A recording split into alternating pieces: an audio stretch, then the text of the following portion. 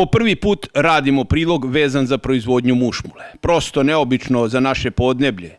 I što je još važno, toliko malo znamo toga o proizvodnji mušmule da svi zajedno jedva čekamo da uključimo u razgovor profesora doktora Vladislava Ognjanova koji će govoriti o tome. Pa mušmula je jedno, ja bih rekao, čarobna voćna vrsta koja se danas, ili da kažem u poslednjih 50-60 godina, jako retko gaji, a ima izuzetno dugu tradiciju gajenja. Vrlo interesantno je da ona potiče sa obala Kaspijskog jezera. Domestifikacija je urađena još možda pre 3000 godina u severnom Iranu, odakle je negde 700 godina pre nove ere prenešena u Grčku, 500 godina kasnije u Rim i onda se polako širila preko južne Francuske, onda rimskim putevima u dolini Rajne i u tom periodu pa sve do srednjeg veka ona je bila jedna od vrlo popularnih i jako gajenih voćnih vrsta. Jedan od razloga koji danas bi trebao da bude, a to je da je ona izuzetno bogat izvor hranljivih materija, pre svega šećera, fruktoze, glukoze, onda jabučne kiseline koja daje tu plemenitu kiselost u kombinaciji sa šećerima, ima jednu izuzetnu punoću ukusa, vrlo je bogata vitaminom C, pektinskim materijama i u to vreme se izuzetno cenila kao voćna vrsta. Interesantno je da ona nije gubila popularnost sve do negde, ajde da kažem, 50. godina prošlog veka, kada su se pojavili citrusi na našem tržištu koji su postali vrlo pristupačni svojom cenom i polako ona prelazi u zaborav i danas je imamo vrlo retko u proizvodnim zasadima. Ali svi koji je gaje, nema ih puno. Oni se nikada nisu pokajali zbog toga, jer ona daje vrlo ozbiljan dohodak, da kažem. Po jednom stablu ona može da rodi od 30 do 50 kilograma, a cena vrlo retko pada ispod 1 eura po kilogramu, znači 120-130 dinara. Profesore, kakva se agrotehnika primenjuje kad se ona gaji? Pa kao i svaka druga klasična tehnologija, pre svega to je klasična priprema zemljišta, sadnja na rastojanju otprilike na 4 puta 2 metra. Ono što bih ja uradio, to je formirao neko vitko vreteno, jer ona u tim uslovima da jako lepu distribuciju plodova i laku rezidbu, obnovu grana, jer rezidbom ipak doprinosimo vrlo značajno kvalitetu plodova. Hemijska zaštita, rekao sam, nije komplikovana, a nadam se da će se ovim novim preparatima sada rešiti i problem ervinije, iako ona nije tako česta kod mušmule, ako, kažem, to ne donesete sadnim materijalom ili ako zasadi nisu blizu, da kažem, urbanih naselja gde imate napuštene voćke u stražnjim dvorištima koji su najozbiljniji prenosnik te bakteriozne bolesti. Profesore, kako klimatski uslovi utiču na rod, mraz, grad i slično? Pa grad to u principu šteti svakoj voćnoj vrsti, tako i mušmuli, i to tu ne možemo preduprediti, osim znate protivgradnim mrežama, ali nema tako velikih zasada koji su posađeni da bi to bilo isplativo, da kažem, kod mušmule. Iako imamo nekoliko malo većih zasada od 200 stabala, u Grockoj takođe se polako širi mušmula zbog beogradskog tržišta i mušmula je jedna od najpopularnijih voćnih vrsta na pijacama sa najvišom cenom kada je u pitanju Beograd i okolina.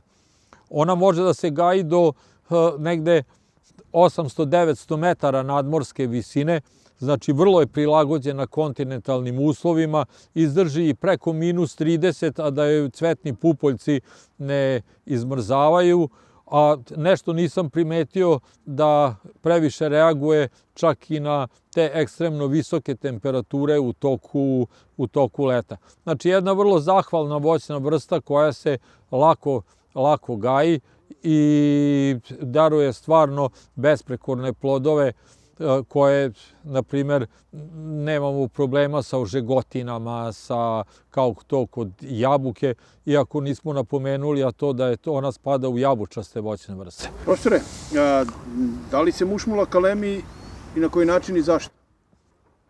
Ona se kalemi. I kao podlogu mi koristimo dunju BA29. Inače, ona može da se kalemi i na beli glog, može da se kalemi na oskorušu. Kad je na belom glogu ili na oskorušu, to su znatno veća stabla. Kada je kalemljena na dunji, znatno je manje bujnosti, a inače vek trajanja jednog stabla je izuzetno dugačak. U Engleskoj danas postoje stabla koja su stara i preko 200 godina. Profesore, da li mušmulu treba davati na otkup ili je prerađivati? Pa, na otkup je jako teško, iako čak znam neke primere gde je izvožena iz Srbije u poslednje vreme u Mađarsku, na primer, jer tamo nema više voćarstvo u tom nekom pravcu, nema takvih voćnjaka. Obim prodaje može biti dosta dugačak zato što se ona može uspešno čuvati u hladnjačama i polako, ako se ubere na vreme, nekom probirnim iznošenjem na tržište može da se prodaje i preko mesec dana, a neka veća komercijalna proizvodnja sigurno može biti i oslonac jedne ozbiljne prerađivačke industrije, pre svega u džemove. Čak bi trebalo pokušati i videti, jer, na primer, to nismo radili kod mušmule, ali smo probali kod oskoruše, koja ima isti tip sazrevanja, koja se isto jede kada ugnjili. Džem od oskoruše, ako izvadite pulpu i dodate izvesnu količinu šećera, taj džem stoji bez ikakve termičke obrade celu zimu, a da se uopšte ne promeni kvalitet, niti da se pokvari jednostavno ta prerađevina koju smo napravili. Mi smo izučavali veliki broj, ne mogu reći sorti, nego genotipova koje smo skupljali na teritoriji cele Srbije, uključujući i neke kao što je holandska krupna, ona je, mislim da je imenovana sorta, ali nisam siguran. Te krupne sorte imaju jednu veliku manu, a to je da jako teško gnjile. Gnjile bez vrlo ozbiljnog tretmana niskim temperaturama, a to znači u prirodnim uslovima je potrebno nekoliko vrlo ozbiljnih mrazeva da bi ona počela da gnjili, a vrlo često čak ne gnjile ni tada. Velika prednost naše stare, domaće, sidnoplodne mušmule je što ona gnjili bez mrazeva.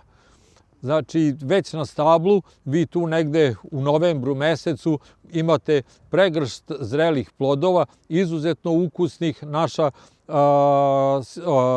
mušmula je sigurno jedna od najukusnijih u poređenju sa holandskom ili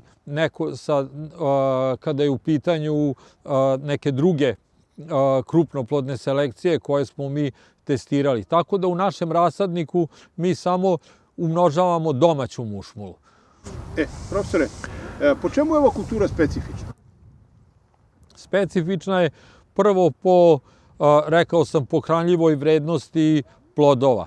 Cela biljka je izuzetno hranljiva jer ima lekovita svojstva, imaju i listovi, kora, plodovi, tako da može se prerađivati u veliki broj izuzetno vrednih proizvoda, pogotovo u džemove, čak se pravi i rakija od mušmule.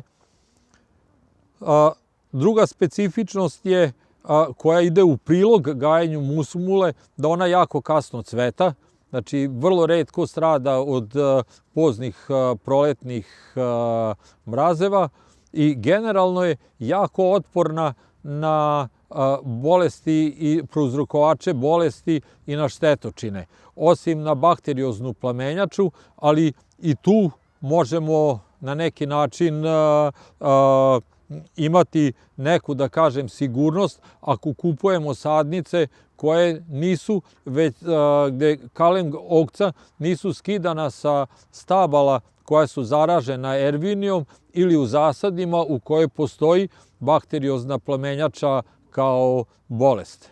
Pa, kažem, nema nešto puno zaštite, osim što sad se nadamo da u poslednje 2-3 godine pojavili su se neki preparati na bazi bakra koji se mogu koristiti i u cvetanju.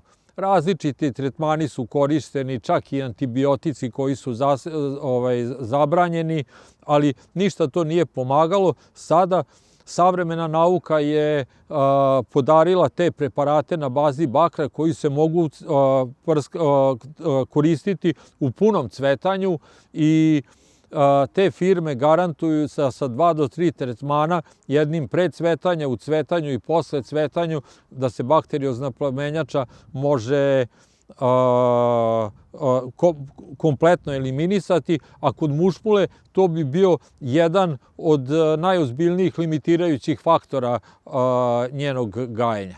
A otkos ne bi bio otkos da ne zagrebe ispod površine i da uđe u jedan ovakav razgovor zbog kojeg je i sam profesor Ognjanov poprilično bio iznenađen da ga neko pita iz novinarske branše o proizvodnji mušmula. To baš ne mogu reći jer kažem, to zavisi od blizine tržišta. Sigurno je isplativa i ona se, i mi smo kao rasadnik podizali zasade mušmule u Gročanskom regionu i niko od njih nema nikakvih problema, čak mislim da postoji ozbiljan manjak plodova kada su u pitanju ta tržišta. Tako da mislim da bi ona mogla više da se širi, ali teško je to reći, jer ipak to je voće koje je čak slabo poznato, na primjer, mladim ljudima i retko će oni i stati. Mislim da treba puno ozbiljnija propaganda, da pre svega kroz supermarkete, jer danas u supermarketima ne možete naći, ali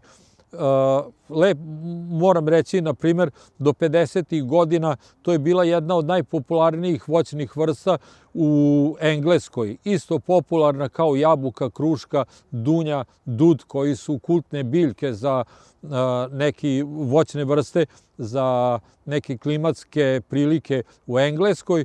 Znači, do 50. godina ona je bila jednako popularno kao i napomenute voćne vrste, a danas je uopšte nema u supermarketima.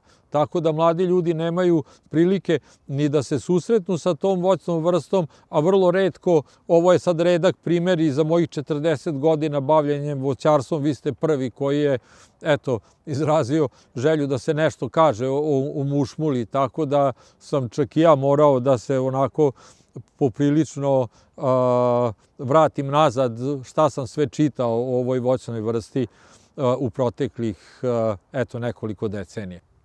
Ja mislim pre svega da se uradi na neki način edukacija mladih ljudi, koliko je ona zdrava i koliko ima taj neki svoj hranidbenu vrednost. Takođe da gastronomi urade